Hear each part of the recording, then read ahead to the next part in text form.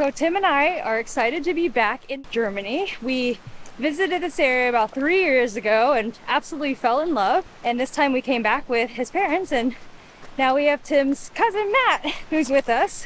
We're doing the Höllental hike, and this is actually a popular trail to get up to the Zugspitze as well, which is the tallest mountain in Germany. We love this hike, and we're doing it again because we really enjoyed the waterfalls and the canyons. They were hand chipped and carved, so we're excited to bring you along today. We're Helen and Tim, full-time adventure travelers with a goal to see the world one mountain at a time. If you've been following along, we're currently wrapping up a 4.5-week Euro trip with Tim's parents where we visited Switzerland, France, Italy, and Germany. We celebrated Tim's 40th birthday in Germany, Munich specifically, at the beginning of this trip, and we decided to end our trip back in Germany. We not only visited the Marienplatz in the city center of Munich, Hofbrauhaus, a 3-story beer hall dating back to the 16th century. We highly recommend the ground floor tavern or the Westgarten, their beer garden. It's first come, first served, and can accommodate over 1,500 people. From visiting the Munich residence, the largest city palace in Germany, to walking among its grand architecture to formal royal collections, we always love visiting the Augustiner Keller, Munich's oldest beer garden. It has a nice outdoor seating area, and you get to even order Wiener Schnitzel and other hearty Bavarian dishes like the pork knuckle. We decided to start and end our Euro trip in Germany because it lined up with Oktoberfest, so stick around until the very end of this video to see some highlights from the world's largest Volksfest and beer festival, and instead of staying in Munich, we saved a ton of money and stayed in Garmisch-Partenkirchen. If you are looking to visit Garmisch-Partenkirchen, Munich is definitely a great major city and a home base to fly into. It's only a 1 to 1.5 hour car, train, or bus ride, and it's a great base to see the German countryside to some of the largest mountains in Bavaria, the southeastern state in Germany, and home to over 180 peaks, including the tallest mountain in Germany, Zugspitze. Just made it to our little place in Garmisch. Rented an apartment, nice kitchen, seating area, bedroom, room number 1. Bathroom. Let's see where the light is. Ooh, it's a really big bathroom. Nice stand-up shower. Ooh, seating area. It's one thing about European places is definitely not as open room concept, but it's still cute to have a little seating area and the big bedroom. So isn't it nice when your Airbnb, hotel, apartment host stocks your kitchen with a bunch of stuff like this epic spice cabinet? Take that small attention to detail to make your stay more comfortable. And since we were visiting the Dolomites before this, we drove 3-ish hours north from Cortina d'Ampezzo, Italy into Germany. We'll definitely drop all of the links from this video in the YouTube description if you're looking to plan your trip around Garmisch-Partenkirchen to Oktoberfest and even into Munich. We're doing the Höllental hike today, which is up to a waterfall, and this is actually a popular trail to get up to the Zugspitze as well, which is the tallest mountain in Germany. So it is the last day of September here. You can start seeing the leaves changing in the distance. Some of them are turning hues of yellow and orange. It's so beautiful here in the gorge. We decided to pick this hike because it's a rainy day, and since it's within a canyon anyways, we're not going to get too many views. But at the end of this hike, near the refugio up top, is actually Zugspitze, the tallest mountain, which we likely won't see since it's fogged in today. But this is definitely a good alternative hike in Garmisch to the other canyon hike that is also in this area. It starts with a P, part something. I'll drop the name below, but in case you do want to escape some of the crowds, this one's less traveled, and I believe it is a little bit longer of a hike if you go through the canyon up near the base of Zugspitze. Germany definitely has its own charm on its trails, and you can always, like other places in Europe, you can end with a beer in hand. So about 30 minutes in, you get to the canyon cliffside, kind of walk and skirt the valley, and then you get to a gate that you have to pay a little toll to enter.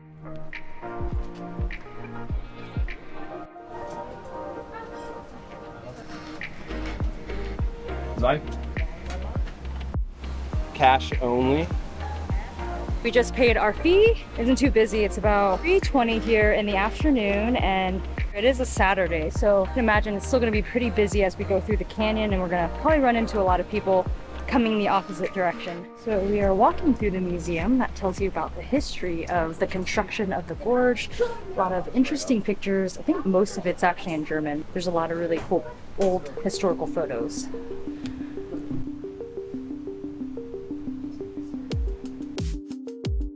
We decided to put our rain jackets on. We do plan to get wet. There's a lot of waterfalls in here. Hopefully this will help. The Hollental Gorge serves as a dramatic gateway to Zugspitze, Germany's tallest mountain, standing at 9,718 feet or 2,962 meters. As hikers navigate through its narrow pathways and cliffs, you hike along this journey that leads you closer to the majestic peak of the Bavarian Alps. Hollental Gorge is a geological marvel featuring towering rock walls, waterfalls, and unique formations. Hikers aren't only treated to stunning scenery, but also get a glimpse into the natural forces like the Hammersbach stream that carved out the gorge. The river transports the glacier water of the Zugspitze into the valley. This is so cool. Super steep.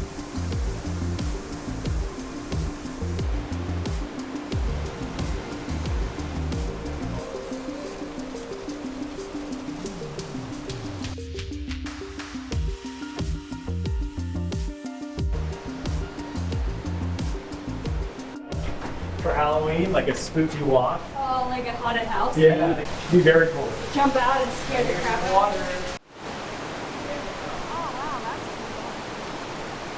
I'm not sure if you can hear me because there's a really loud river next to me, but the canyon was really cool. We aren't going up to the hut today because it's another 40 minutes and we got to get back for dinner, but we just wanted to show Matt, Tim's cousin, a really cool part of Garmisch and Renault, and the canyon here is absolutely gorgeous.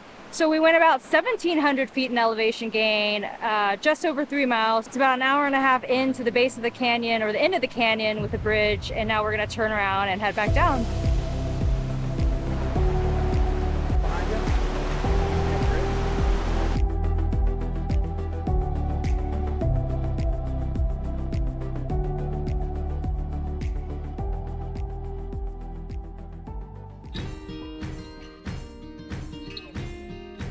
One of the things we recommend doing in Garmisch-Partenkirchen is taking the Alpspitzbahn cable car to see grand views of Germany's tallest peak, Zugspitze. We also chose this one because it was one of the more affordable cable car passes at around €30. There are plenty of options for cable cars, including the Zugspitze cable car. We'll definitely link all the ticketing info, which includes single and multi-day, in the YouTube description.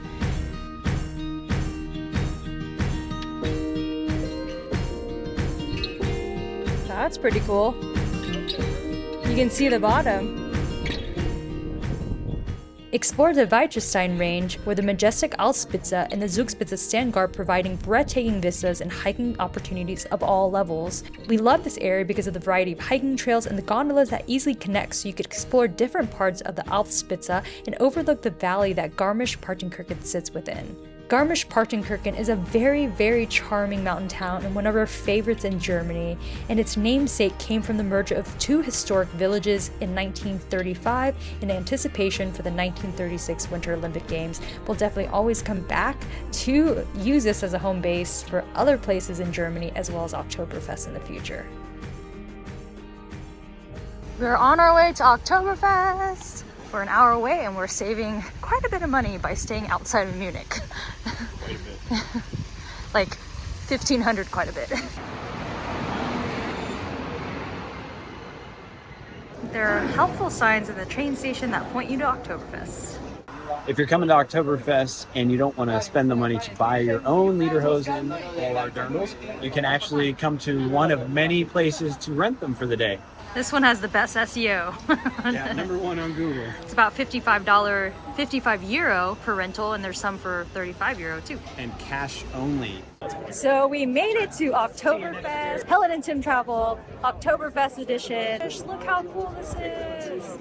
Oktoberfest is held annually in Munich, Germany. It originated in 1810 as a celebration of Crown Prince Ludwig's marriage to Princess Therese, and over time this festival has evolved into the world's largest Volksfest, beer festival, and a global celebration of the Bavarian culture. We really enjoyed all the tents that we went into. We went into 4 different tents: Augustiner Fest Hall, Hacker Tent, the Festzelt's traditional tent, and the Kaiserschwarm dessert tent. Buying a hat. So we just got out of our first tent and it was such a cool experience. It was awesome. Hearing the music and Good food. eating our half chicken and Good beer. I had a Radler, which is half lemon soda and half beer. Yeah. This is amazing. We would totally come back here. Nice hat. So what do you think of Oktoberfest so far? It is awesome. It's really like popular.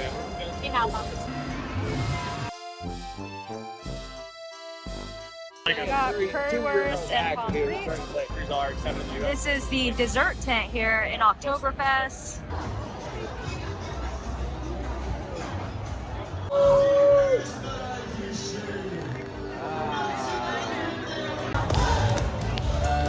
We recommend choosing between 2 to 4 tents if you decide to go in the morning. They do pretty much all fill up by 3 p.m. in the afternoon, so if you want to stay for a dinner seating or anytime after 3 p.m., we recommend reserving a table.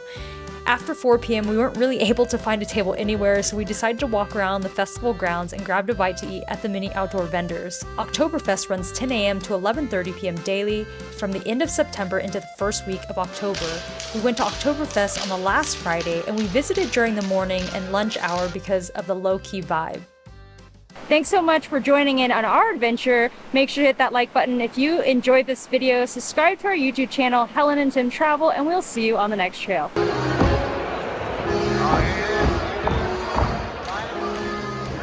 On the road again, officially leaving Munich for a 1-week stopover in Turkey, and then we are going to Nepal.